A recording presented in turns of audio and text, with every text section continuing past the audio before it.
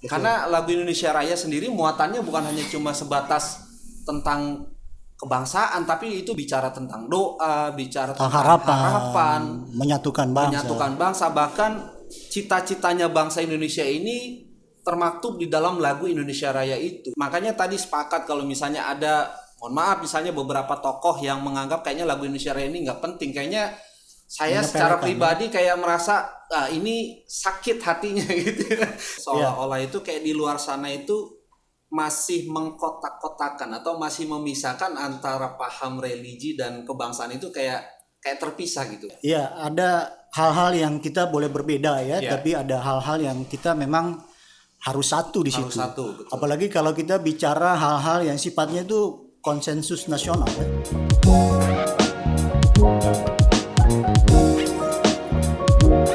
Kita sapa dulu sahabat-sahabat RKP semua dimanapun berada. Mudah-mudahan bersama channel Rumah Kebangsaan Pancasila ini kita bisa sharing tentang wawasan kebangsaan gitu Bung ya. Iya. Seperti biasa Bung, ciri khasnya Rumah Kebangsaan Pancasila kita beri salam nasional terlebih dahulu. Ya. Salam nasional, merdeka. Baik, sahabat-sahabat RKP dimanapun berada, ada 6 poin hal menarik yang hari ini akan kita bahas. Yang pertama kita akan membahas tentang seputar tes wawasan kebangsaan, Bung Edi. Nah, bagaimana nih pandangan Bung Edi mengenai hari ini yang sedang hangat-hangatnya ya? Kebangsaan yang mana nih? Ya kan, kalau saat ini kita mau tengok kembali di kondisi bangsa hari ini, ada yang tes wawasan kebangsaan seputar tentang, mohon maaf gitu ya, kemarin kita anggota-anggota KPK gitu ya, yang kemudian juga ada yang seputar tentang ulama dan para pendidik ya gitu ya. Nah, tinggal yang kita mau angkat ini yang seputar gitu ya, para ulama-ulama atau seputar tentang yang seharusnya kayak guru-guru pendidik itu betul-betul memahami tentang wawasan kebangsaan gitu. Nah, dari pandangan Bung Edi terlebih dahulu nih, bagaimana mengenai tes wawasan kebangsaan yang diselenggarakan saat ini? Iya, memang beberapa hari belakangan ya kita lihat ada semacam polemik ya. Betul. Polemik tentang tes wawasan kebangsaan ya. Khususnya yang untuk para ulama karena kita tahu ada beberapa ulama yang menolak ya untuk diadakannya tes wawasan kebangsaan. Betul. Jadi kalau menurut pendapat saya untuk adanya tes wawasan kebangsaan untuk para ulama ini menurut saya harus disambut baik ya.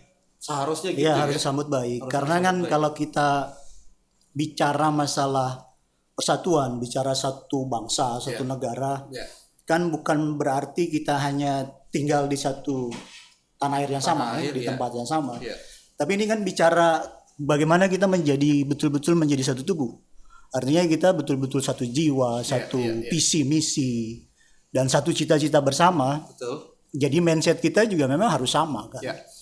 Artinya memang menjadi penting untuk kita menyamakan pandangan khususnya berkaitan sama kebangsaan ya, karena kita hidup di bangsa Indonesia. Betul. Berarti kan cara pandang kita terhadap bangsa itu harus sama dong gitu.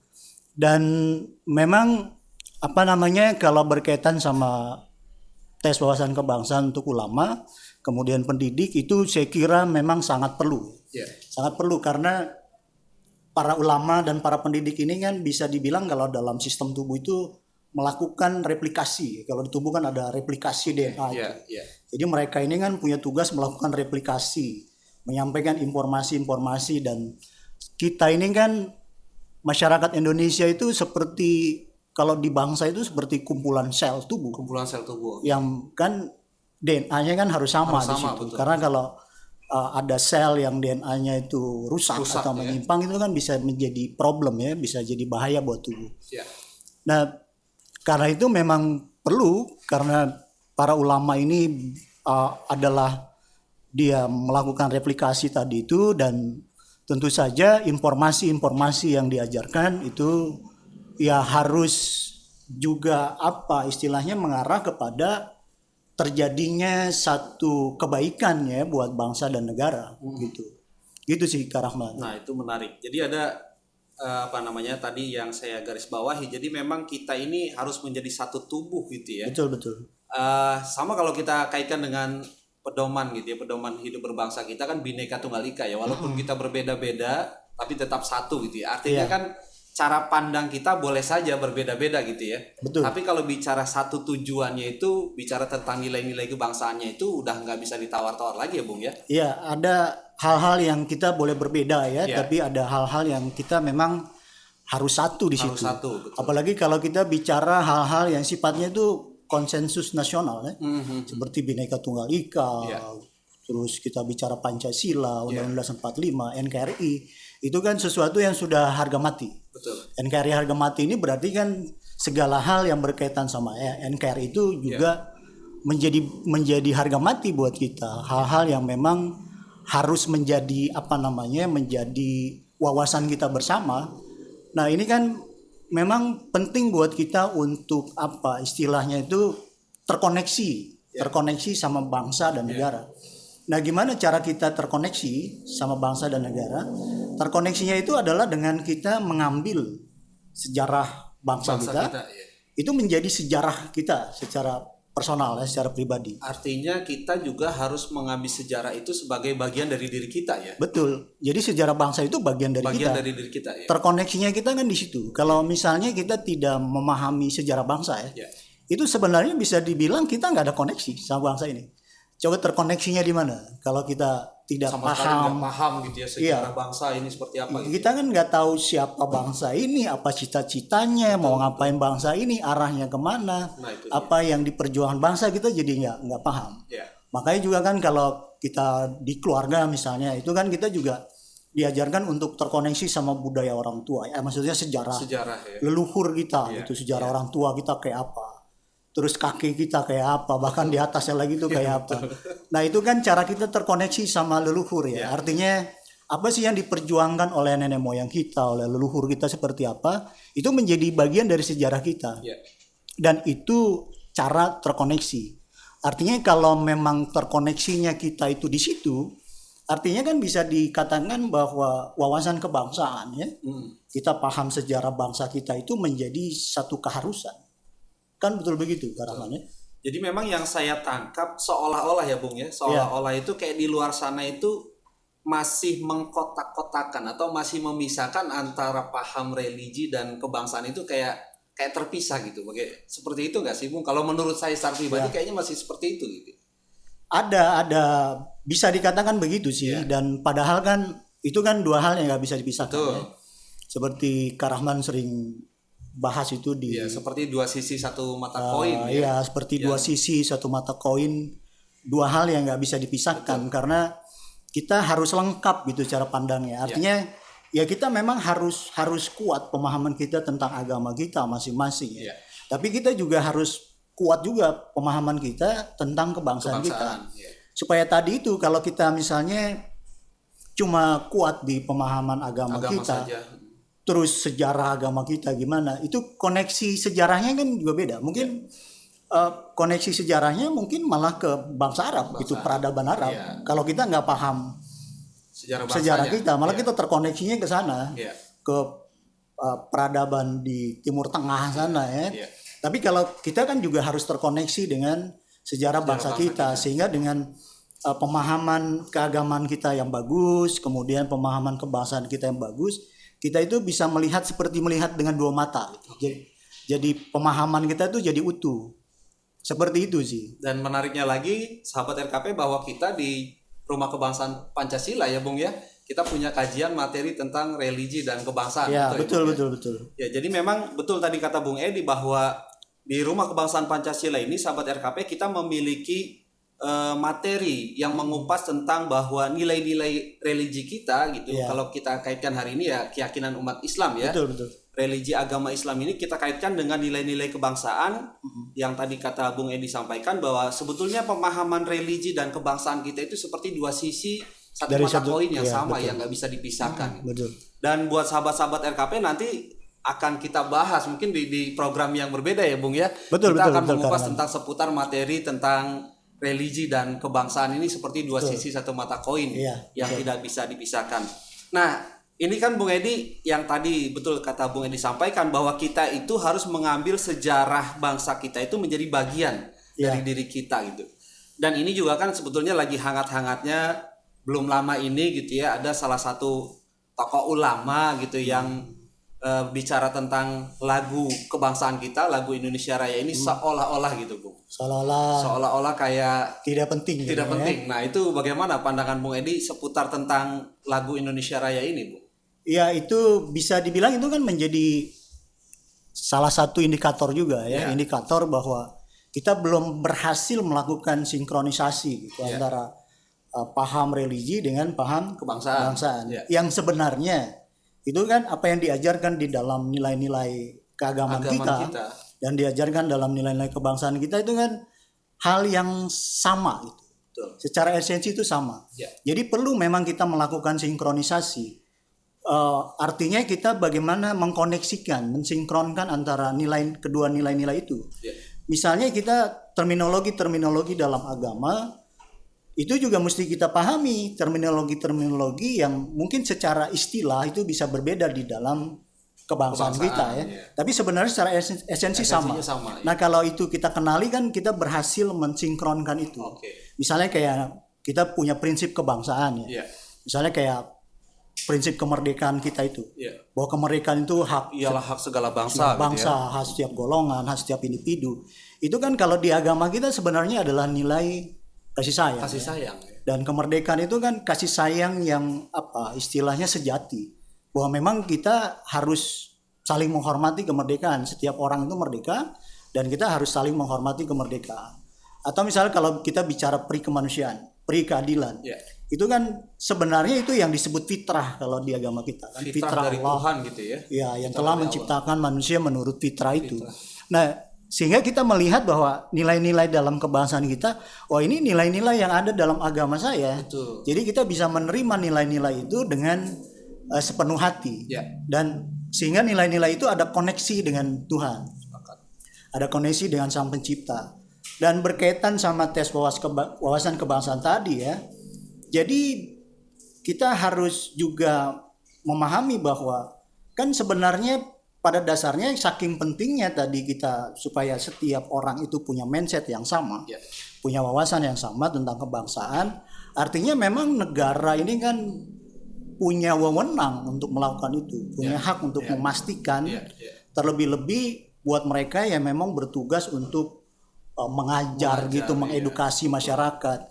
Jadi negara memang perlu hadir di situ untuk memastikan bahwa edukasi yang berjalan, pengajaran yang berjalan memang membawa manfaat, membawa kontribusi gitu buat kehidupan berbangsa dan negara kita. Begitu Kak Rahman. Bahkan ada belum lama juga saya lihat salah satu video dari seorang YouTuber yang sudah tidak asing lagi gitu ya, yang sebutannya Bosman Mardigu ya, atau Bosman Santono ya gitu ya. Betul. Ada salah satu cuplikan videonya itu yang menggambarkan bahkan gitu ya dari negara, mohon maaf gitu, negara Cina itu gitu, dari kecil itu dia sudah diajarkan tentang betapa pentingnya nasionalisme gitu. Betul nggak Bung? Betul. Ya harusnya kan kita tidak hanya melihat bahwa yang namanya kekuatan kita kekuatan bangsa negara kita itu hanya dari hal-hal yang misalnya kayak berapa tank yang kita punya. Alutsistanya ya. Iya, alutsista, berapa pesawat tempur yang kita punya atau berapa gedung-gedung pencakar langit yang kita punya. Kan kekuatan kita bukan hanya di situ. Nah, kekuatan seperti lagu Indonesia Raya itu juga sebenarnya aset sangat berharga kalau kita itu bisa juga senjata. Dan kita tahu bahwa Indonesia Raya ini kan sudah membuktikan diri. Sudah membuktikan diri menghantarkan kita. Itu sejak diciptakan di 1928. Itu mengkawal perjuangan bangsa Indonesia sampai kemudian hari ini. Jadi itu kekuatan luar biasa. Mungkin hasilnya bisa berbeda kalau kita waktu itu tidak punya lagu kebangsaan tidak punya Indonesia Raya. Apalagi kalau kita kaji melalui sejarah lagu Indonesia Raya itu bagaimana proses penciptaannya di belakang penciptanya itu ya. Kak Rahman kan pembawa itu tuh program selalu nasional lagu-lagu kebangsaan betul. Gimana tuh Kak Rahman tentang jadi memang sejarah ini? Menarik Bung yang tadi Bung Edi sampaikan bahwa sebetulnya ini bukan hanya bicara tentang seberapa hebat kita punya alutsistanya yang ada di bangsa Indonesia, tapi memang kekuatan lagu Indonesia Raya ini sahabat Boleh nanti sahabat Rumah Kebangsaan Pancasila juga untuk lihat kembali di video yang sudah kita tayangkan ya 1,5 tahun yang lalu gitu ya. Kita membahas tentang di balik penciptaan lagu Indonesia Raya ini gitu ya. Betul. Karena bahkan prosesnya sendiri juga luar biasa, bagaimana W.R. Supratman itu sampai 2 tahun gitu ya untuk menciptakan lagu Indonesia Raya ini. Dan pada saat proses penciptaannya itu sahabat RKP, Bapak W.R. Supratman ini selalu dibuntuti oleh pihak Belanda gitu ya, Belanda, karena mereka sadar bahwa ketika lagu ini diciptakan kemudian diperdengarkan ke seluruh masyarakat bangsa Indonesia, ini akan menjadi sebuah kekuatan gitu. Dan betul tadi kata Bung Edi, dan ternyata lagu Indonesia Raya ini sudah membuktikan gitu ya betapa kuatnya lagu Indonesia Raya. Ini saya ngomong seperti ini aja ada energi yang masuk gitu ya, karena kalau kita misalnya mohon maaf misalnya sahabat-sahabat milenial lah ya, kita kalau misalnya kita ada timnas bertanding gitu ya melawan negara lain, kemudian kita semuanya yang berbeda-beda, awalnya kan misalnya ada dari Persija, dari Persib, dari mana, ketika menjadi satu mendukung timnas, kita menyanyikan lagu Indonesia Raya di dalam satu stadion yang sama, itu energinya itu luar biasa gitu. Powerful sekali gitu. Nah, kita bisa bayangkan bagaimana dulu para pendiri bangsa menjadikan tulisan, menjadikan lagu itu sebagai senjata untuk melawan para penjajah gitu. Ya, jadi penting banget kan. Sangat penting, Bung. Buat saya secara pribadi, makanya tadi sepakat kalau misalnya ada, mohon maaf misalnya beberapa tokoh yang menganggap kayaknya lagu Indonesia Raya ini nggak penting. Kayaknya saya secara pribadi kayak merasa ini sakit hatinya gitu. Karena sebetulnya di balik lagu penciptaan Indonesia Raya ini perjuangannya, kemudian bahkan dia rela mengorbankan jiwa raganya untuk begitu ya, untuk mempersatukan kita yang berbeda-beda ini gitu. Karena lagu Indonesia Raya sendiri muatannya bukan hanya cuma sebatas tentang kebangsaan, tapi itu bicara tentang doa, bicara tentang harapan, menyatukan bangsa, bahkan cita-citanya bangsa Indonesia ini termaktub di dalam lagu Indonesia Raya itu, yang saya pahami seperti itu, Bung Endi. Betul. Ya, itulah pentingnya ya buat setiap orang ya, termasuk para ulama itu juga dia paham sejarah. Jadi sebelum menilai sesuatu misalnya tentang lagu Indonesia Raya, ya pahami dulu lagu Indonesia Raya itu seperti apa. Dan kalau kita kembali kepada sejarah lagu Indonesia Raya, kan setelah Kongres Pemuda kedua itu, ini kan yang ikut kongres kan hanya berapa puluh orang saja kan. Tidak seluruh rakyat Indonesia mengikuti kongres itu. Jadi setelah kongres itu semangat, spirit yang ada di dalam kongres itu, termasuk Sumpah Pemuda, termasuk identitas bendera merah putih itu kan harus diperkenalkan kepada masyarakat Indonesia, spirit itu. Dan lagu Indonesia Raya kita tahu waktu itu setelah itu kan dicetak ribuan lembar, dan itu diajarkan kepada masyarakat Indonesia.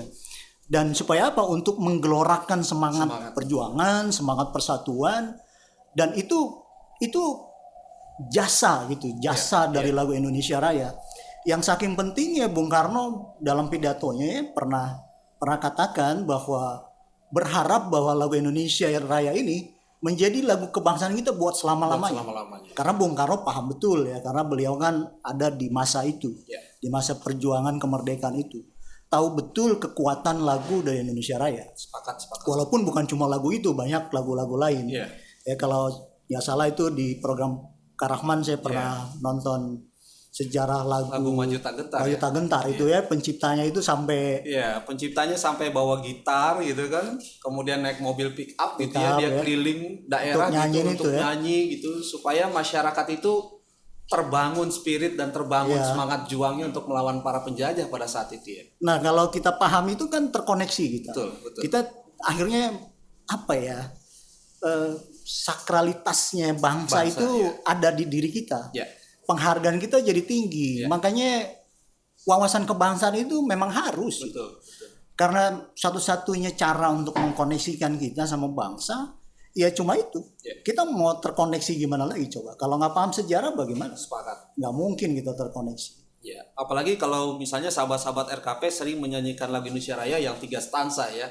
Ya itu Jadi di situ luar biasa sekali. Makanya saya sepakat sama Ibu Puji gitu ya, Bu yang Puji. tempo hari menenggelamkan kapal-kapal nelayan yang ngambil mencuri ikan. Karena di situ ada lirik yang menyatakan selamatkan pulaunya, rakyatnya dan lain sebagainya. Artinya ketika kita bicara tentang paham sejarah, paham makna, paham doa atau visi yang ada di dalam lagu Indonesia Raya ini, betul-betul kita ingin menjadi sebuah bangsa yang besar gitu, yang kita ingin bangun itu bukan hanya cuma membangun infrastrukturnya saja gitu. Betul. Tapi yang kita bangun itu jiwa raganya gitu. Artinya bicara tentang nilai-nilai luhur yang ada di dalam bangsa yang harus kita terus kobarkan gitu.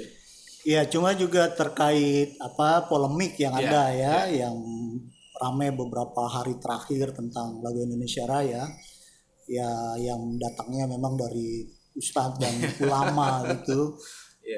Memang kita juga harus tetap waspada ya, jangan sampai kita tuh terpecah belah. Karena kan ini kelihatannya kalau kita lihat medsos itu ada semacam kita sangat mungkin terjebak dalam satu situasi. Saling saling bully saling gitu serang kayak gitu, dan membuat kita jadi terpecah belah. Jadi kita tetap harus waspada karena tetap ada kan mereka-mereka yang masih berpikir istilahnya mindset penjajah yang bisa memang jadi itu dijadikan alat untuk adu domba pecah belah lagi ya. Dan juga memang kita tetap harus budayakan Pancasila dalam artian kalau kita misalnya merasa Pancasilais, terus kita mengkritik orang, itu jangan sampai ketika kita mengkritik orang kita juga keluar dari nilai-nilai Pancasila. Kan jangan sampai seperti itu. Artinya kita tetap harus sedapat mungkin bisa berlaku adil. Kan juga agama kita kan mengajarkan itu. Betul. Surat berapa itu Kak Rahman tuh? Yang surat Al-Maidah Al-Maidah ayat 8 ya. Janganlah karena kebencian kamu terhadap suatu kaum membuat kamu berlaku tidak adil gitu ya. Iya. Kita mungkin perlu jeda sebentar Kak Rahman karena ini betul sahabat RKP. Kita akan break terlebih dahulu, kita akan mendengarkan kumandang azan asar ya. Iya, baik. Nanti kita akan kembali di podcastnya Rumah Kebangsaan Pancasila dan kita break sesaat.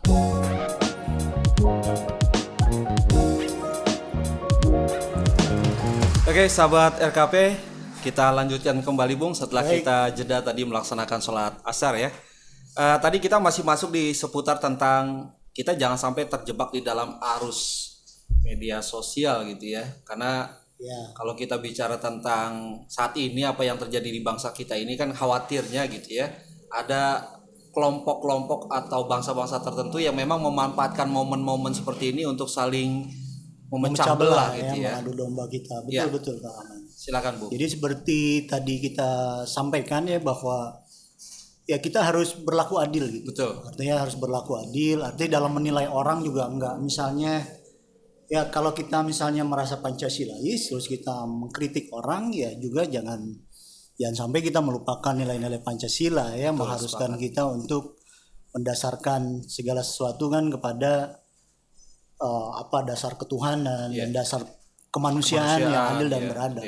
Karena itu juga yang diajarkan di agama kita kan seperti tadi Kak Rahman sampaikan di surat Al-Maidah ayat 8 ya. Hai orang beriman, hendaklah kamu menjadi penegak keadilan dan janganlah karena kebencianmu kepada satu kaum membuat kamu berlaku tidak adil. Membuat kamu berlaku tidak adil. Berlaku adillah karena adil itu lebih dekat kepada takwa. Artinya itu kan nilai luhur yang ada di agama kita dan juga ada di bangsa kita. Yang istilahnya kita tetap harus melihat tiap orang tuh memang ada sisi jeleknya gitu, sisi buruknya. Tapi kan juga tidak sepenuhnya buruk. Jangan sampai misalnya karena kehilapannya, karena ketidakmengertiannya terus dibully secara berlebihan. Menutupi kebaikan-kebaikan yang sudah dilakukan. Menutupi kebaikan-kebaikan itu kan jadi nggak adil kan.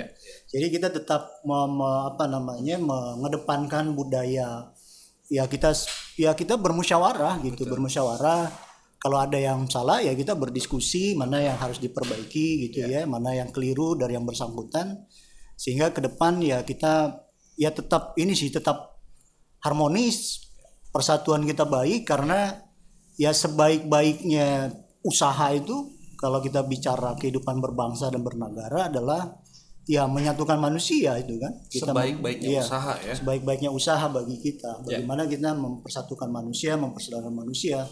Itu adalah perjuangan yang luhur untuk itu. Nah, kita juga harus terus ke sana gitu arahnya. Betul, sepakat. Nah, itulah sahabat RKP dimanapun berada. Jadi memang luar biasa kalau bicara kajian kita di channel Rumah Kebangsaan Pancasila ini, saya sepakat sekali karena segala sesuatu yang kita lakukan itu didasari dengan nilai-nilai ketuhanan, nilai-nilai perikemanusiaan. Itu yang kita ingin ajak juga kepada sahabat RKP bahwa kita Pancasilais tapi kita juga religius gitu ya. Jangan sampai kita itu tadi gitu ya, Pancasilais tapi kita tidak mendasari gitu ya ucapan, perbuatan, tingkah laku kita di dalam nilai-nilai keagamaan kita gitu ya. Betul. Karena sebetulnya kalau yang saya tangkap dari obrolan Bung Edi tadi, sebetulnya seluruh agama gitu ya, bukan hanya cuma bicara umat Islam saja. Secara esensinya itu sebetulnya mengajarkan tentang nilai-nilai kasih sayang.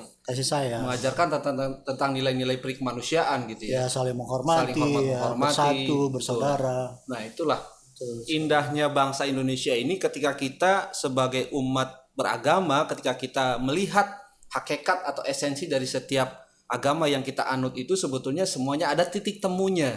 Ada titik temunya tentang nilai-nilai kemanusiaan tadi, nilai-nilai kasih sayang itu. Itulah luar biasanya bangsa Indonesia ya. Sepakat. Karena kita punya warisan nilai-nilai luhur, hikmah, kebijaksanaan yang sangat beragam juga.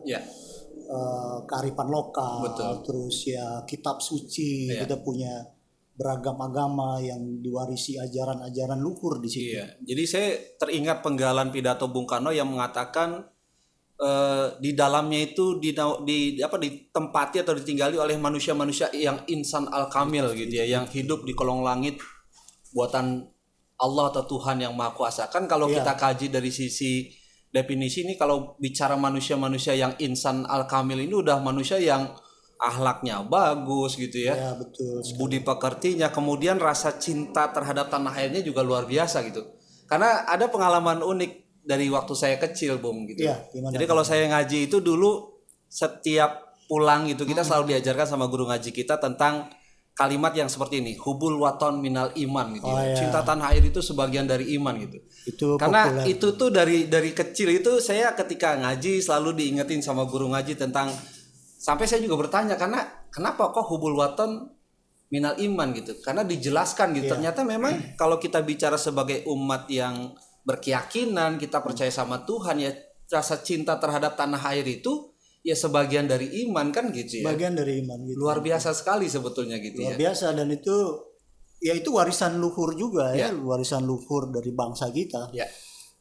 Bahkan kalau di zaman kerajaan Mataram itu ada istilah itu betul. Bende Mataram, atau Pande Mataram gitu.